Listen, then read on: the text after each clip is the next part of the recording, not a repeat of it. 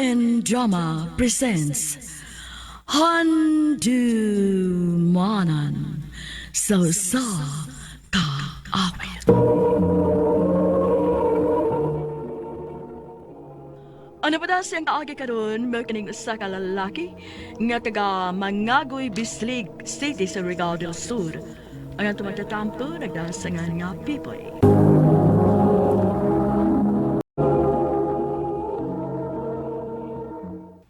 Mga buwisit! Buwisit! Uy, si Charmin, disapot na sad. Nanghagi na sad. Marunong ang pagbuak ng mga butang da. Ay, paita asawa ha. Bangon ko, Bi. Ato na ko siya.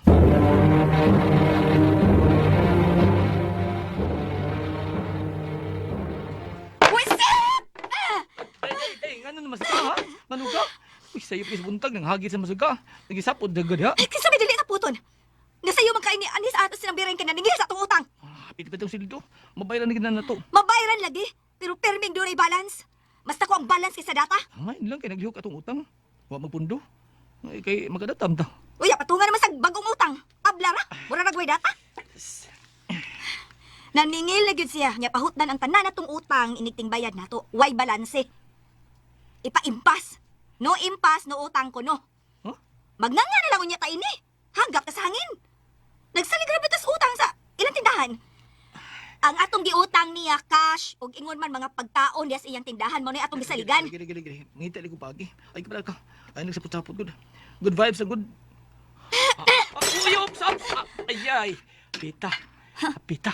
Kalihay gyud ha. Di ko mulihay. Ako may go. Ari kagas kong unang frame nga mong ginabay. Pangitagi pagi ha. Kagipulan na gid ko ning kalaki ha. Biyaan ta gyud niya ka. Di, ayaw mo na.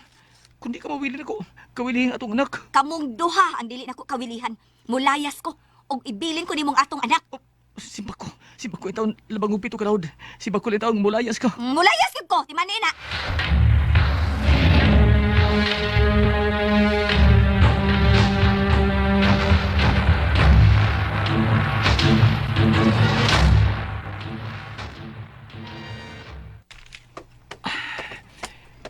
Niyantas inyong school ha, anak ha?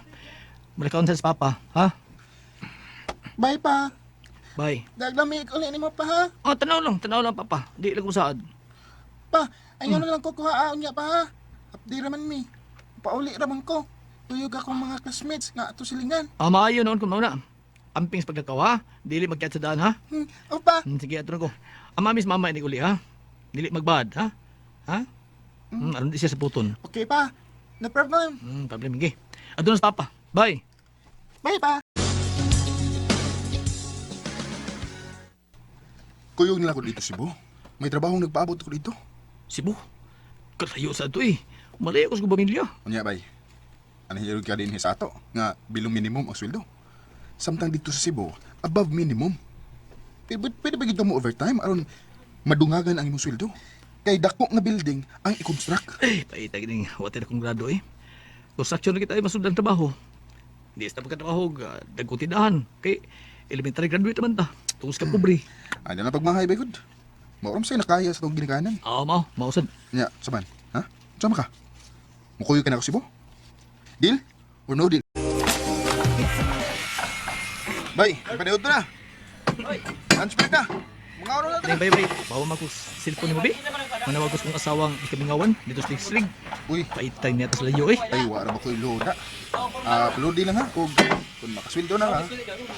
Palit og barkong siltong, ron. Di na ka masige pahuwan ako. O di time sa nga gusto ko manawag ni Charmin, makatawag ka na yun. Di na magpaabot ako. Kasabot ka ba? Nadawat na nako ang kwarta nga imong gipada. May kay dako-dako. Deprinsya kay simong sweldo diri sa Bislig. Mabitaw day. Huwag ko magbahin ni Kuy kung bay aboy diri Cebu. Tingalig matintal ka na sa mga babae di ha. Bantay ka lang gid ako. Uy, di. Babae ko taon. Huwag ko ilay babae kong kinabuhi. Si Charmin nagid ang akong asawa. Sige na oy. Mga tong na Miss Dudong, gabiin na. Alas 8 pagkadis gabi eh. Ay, nagduka na gani ko. Usayo ko kong bata. Kain na. Hello, Day Charmin. Day. Uy, wala na siya speakers linya. Mamali, I love you. Paita. Kalais kong life din uy. Bay! Bay! Tuyog ka na. Ah? Lipay-lipay ta. makasweldo bitaw. Bay, kamo lang eh. Di lang ko. Bukas ko kwarta eh. Giro to ko padang Charmin. Kinari ka cellphone na tagkinintos. Moy, bahin ko sweldo. Wa ka magbilin para sa imong kaugalingon. Limot ko, buang nga bitaw. Nalimot. Unya. Saan naman lang ang imong kaugalingon ha? Kuan pa, umalang ko eh. Ako nang bayilan sa sweldo. Malo itaw ka na ko bay, uma ko bay. Nabutangin mo ba eh? Ay, sige na, sige na. Kuyo na lang na mo. Ako na bahala nimo. Kay ngano, asa magideta. Mga ni kidlap-kidlap ay, kaya baraton nga bala. Bay, ina ini uy. Nakasa akong Charmin ini. Ay, di tapos sakpan ay. Tapos sakpan, si Charmin layo ito. Tapos bislig, kita na ta si Buk. Saan mo sumbong niya to, ha? Hello, boys! Uy, luboys ko. Tingali gusto mo table. Bakanti ko. Sige, miss. Sige, lingkod. Ha? Thanks! Order ko ladies drink, ha? Uy, miss, ay lang kay sikit ako. Adto lang kas kauban ko. Adto sikit ko. Ay lang nako. Nga naman! Nahadlo ka mo kurintihan? Game naman sad ko. Panganahan ka. Ah?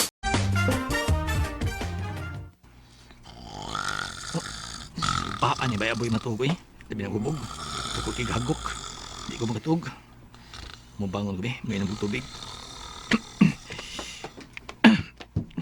Ano man eh, kalit akong gikulbaan. Wa ba kinatapos amo? Manawag kong Charmin be, magsusi ko. Sige malagbagting. Kapinan ako magdayal. Katuog tingali. Wala tingali ng kalit nga gibati ng kakulbay. Maningkamot ako makatuog eh. Mag-stress na sa kadlaon. Maningkamot ko makatuog. Bay, kuyog na sa taon niya, ha? Bay, di na ko eh. Kada sildo lang yun. Sige, taglaag. Nakonsensya ko sa kong asawa eh. Nga nung makonsensya mo ka, bay? Eh, ikaw naman kang mukanta. Uinom. Hindi mo ka parehas na ko nga mutira yun. Bisa na. Kinsa may magdahom, no? Nga, mag-unom na dito kabuhan din si Bubay, no? O magkamatay ng gabi ang gibati ko sa akong asawa o sa akong anak. Huwag sa gawsanan sa anak. Usasa na. Butong nagay ko ini. Tingo ba gini, uli na ko spislig. Uy, tukanan na si Junior. Hanggawa gini mo, oy. Cellphone naman, bagting. Tingaling si Carmina, ang nanawag. Uy, wa mo ko kaila ning number mo ni. Ang bira? Tubagon ko na lang. Hello. Hello, Pipoy. Si Nang Biring ni mo ang inyong utanganan og tindahan. Ay, nang biring. Nanawag lagi ka. Naningil ka sa akong utang sa tindahan, nang? Si Charmin may paninglinang, ayaw ko. Tuaman niya ako tanang sweldo nang. Iwa ko maningil, oy. Imong anak ang dunay tuyo na malihog patawag nimo. Ay, maayo gani kay hiyag nasuwat ang imong number. Maong nga malihog si anak ko nga patawagan ka. Unsa, ang cellphone des iyang mama, I'm the Charmin. Ay, di at suryahin ng imong anak ko. Hello? Pa? O anak, o nga naghilak man ka. Nga nang hasol magkagaling tao eh. Kumituyo ka na ako. Kang mama ding cellphone, kang mama din mo. Wala man si mama pa. Ibiyahan man ko niya. Kay dako naman sa diyan. Ay, mabdos imong asawa, Pipoy. Og ni Koyog na siyang laki. Mara ko giugbo ka kandila sa kudabati gikas kong anak ug sa musilingan. May laki akong asawa. Uli kuyog ni sa iyang kabi. Mabdos kong hinampag. Kalaming balik kaso no kadaghan ay. Napugos ko magbalik sa bislig. Kinalo ikos kong anak. Wala ko magbalita ko na hain ang hinampak sa kong asawa. Kani mo Charmin gabaan pa ka. Nagtarong man ako pero nagbinuang ka. Din lang kutob. Daga salamat. More powers RMN. Kamusap mga hikalaw, mga sukinti paminaw, kinasingtasin kong gidapit sa papada sa inyong nagkalinlaing kaagis sa kinabuhi nga naglibot sa sakaw. I-address lang nining tulumanon, handimanan sa sakawit care of RMN Production Center Studio, 3rd floor, Jose R. Martinez Building, Osmeña Boulevard, Cebu City. Umaga ipada sa handimanan official Facebook page. Susunod kayon, Maayong adlaw kaninyong tanan nga nagpaminaw karon ning tulumanon kini ang akong suliran. Ilabi na ninyo Dr. Rene Obra o Attorney Elaine Bathan. Ingon man sa mga artista nga maghatag og kinabuhi ning akong suwat suliran. Tawag lang ko ninyo sa pangan nga Judy, 35 anyos, minyo ug bag-o lang nanganak. Taga Cebu City. Punto medikal kining akong suliran. Kay daghang mga pangutana nga nagpabilin sa akong nahuna. Bahin sa akong pagmabdos ug sa akong pagpanganak ug ning akong giantos karon nga sakit. Aron niyong hisabtan, sugdon ko sa pagmabdos panako. Ingon ini ang mga panghitabo.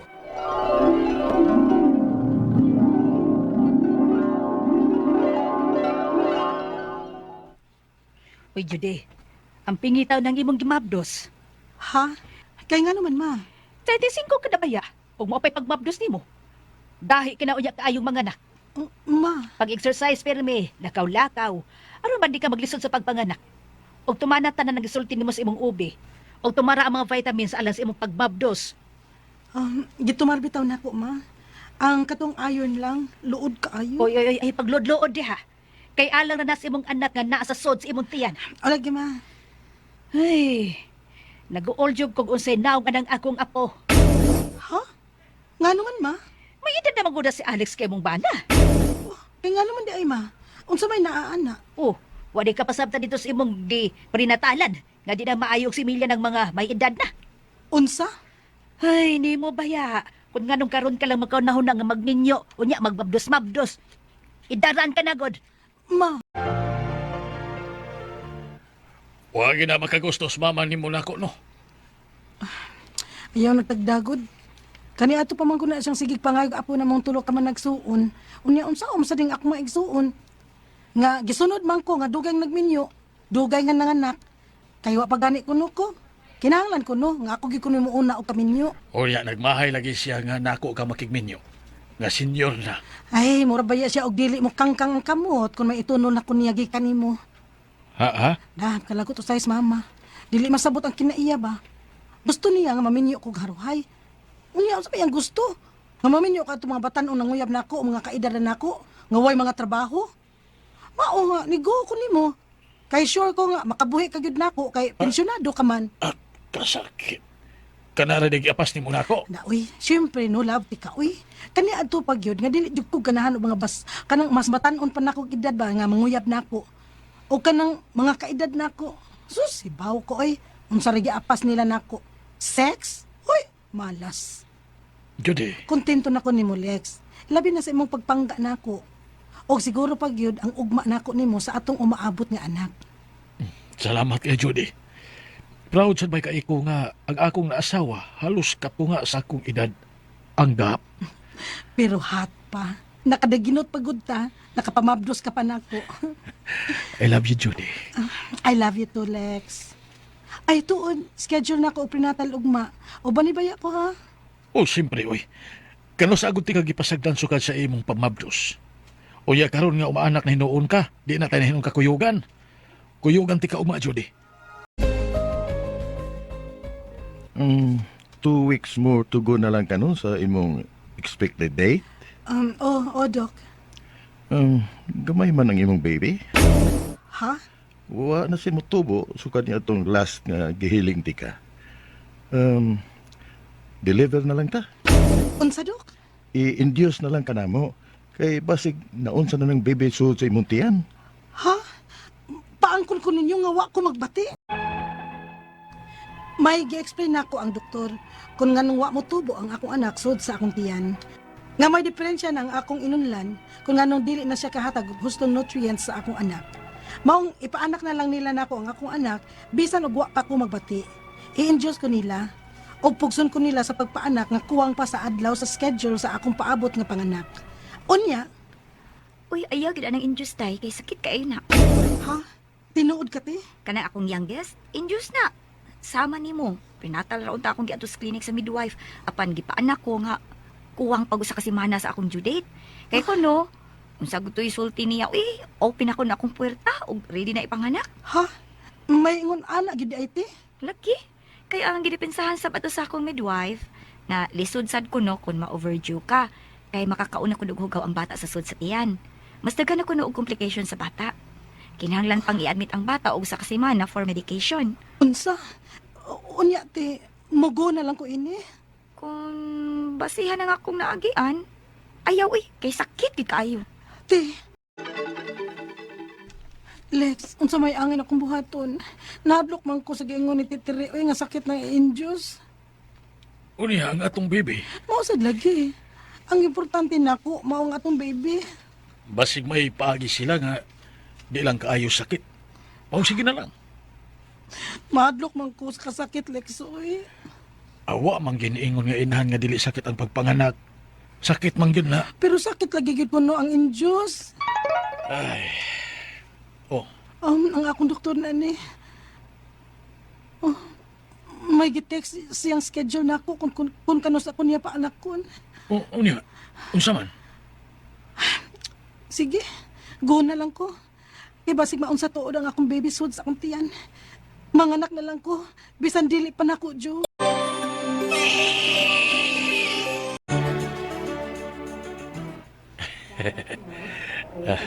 Jud, guwapa kayong atong anak ka babae. Liwat kay nimo. Pero sakit, Alex. Og, nga naman ning murag hubag man kaayo ang ako, ah. Hubag bitaw kaayo. Hinungdan nga kinahanglan pa kuno kang i-admit din sa ospital. I-admit pa ko. Unya, ang akong baby. Kalahoy sa Ginoo okay rang atong anak. Pwede na siyang iuli. Ikaw ang dili pwede. Tungod na ng imong hubag. Ha? Kay naunsa di ay ni, uy. Nagtuo kong ang akong anak ang may problema nga akong ianak. Apan po'y nabuyag, himsog ra siya. Ako ang na-admit pa sa ospital kay dugay man kaayong naayo ang akong tahi. Ang akong mga pangutana mao kining mosunod, unang pangutana. 35 years old ko, una ko na mabdos. Ang akong edad ba ang nakaingon kung nganong nihunong sa pagtubo ang akong baby sud sa akong tiyan? Ikaduhang pangutana. Gipugos ko sa pagpanganak bisan dili pa nako due date kay dili na kuno muhatag og gustong nutrients ang akong placenta sa akong baby. Mao to nga wa siya katubo sud sa akong tiyan. Delikado na ba ko nga mumabdos pag-usab? Ikatulong pangutana. Na-admit pa ko human ko manganak kay pirti panghubaga sa ako ah. Apan pain reliever mo ilang gihatag nako. Dili na magyud ay kinahanglan kong hatagan og antibiotics aron nga mohiyos og dali ang akong hubag gumikan sa tahi.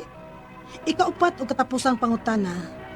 65 anyos na ang akong bana og nabalaka ang akong mama nga basig may diferensya ang akong anak tungod kay luya na kuno og similya ang akong bana. Tinuod ba kana? Palihog, tabangi og tambagi ko.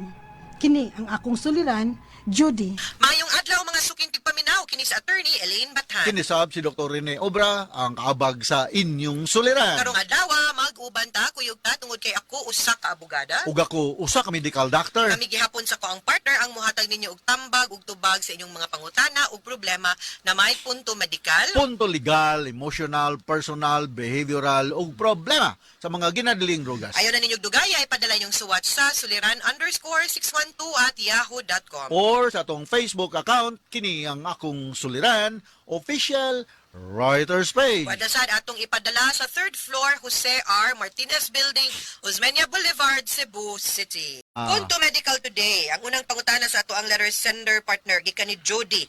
35 years old na ang iyahang na siya unang imabdos. Ang iyahang edad ba ang nakaingon nganong nihunong sa pagtubo ang iyahang baby sulod sa iyahang tiyan. Aha.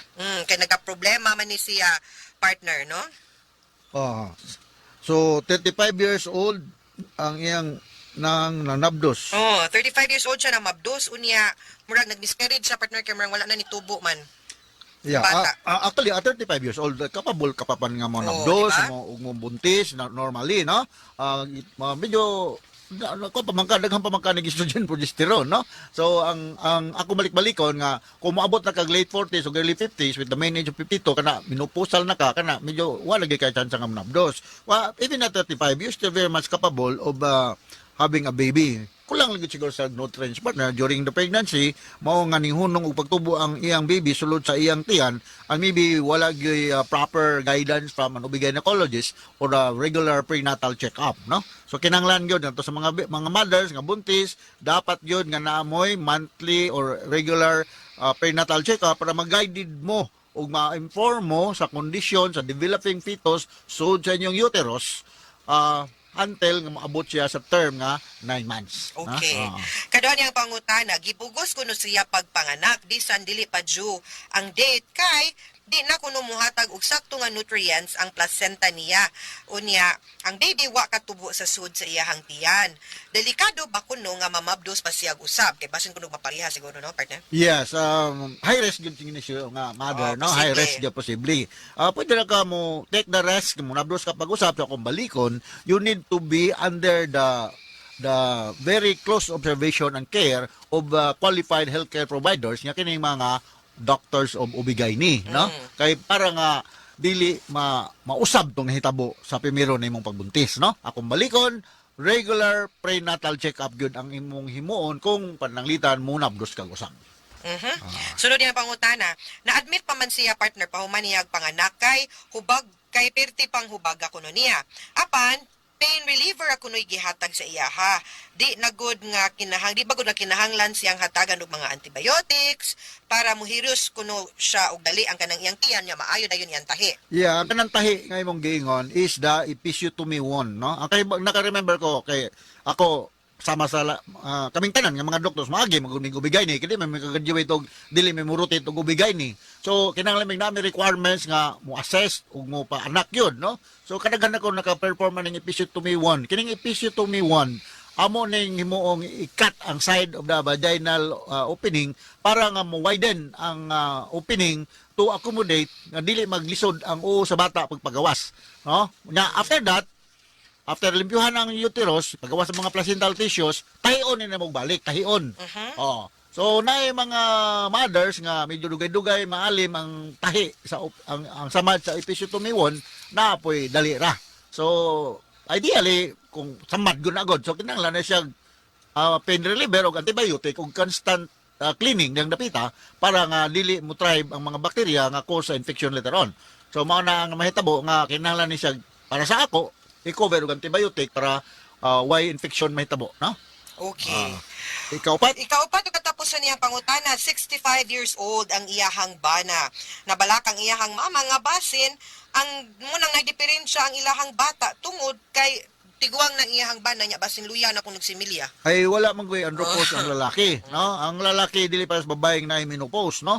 Hantod nga matiguang na gyud kayo ang lalaki as long as naapay production sa sperm, capable pa gyud ni siya pag fertilize sa egg cell sa usa ka babae. Balikon ako, walay inonta may parag equivalent to menopause ang lalaki bisan pag may daranag sa 60 kapin, 70 bisan pa maganing taas-taas pa basta kaya ngayang sex partner healthy ug naay matured egg cell nga ready nga mo accommodate sa sperm cell sa iyang lalaki nga of course pa counterpart, no?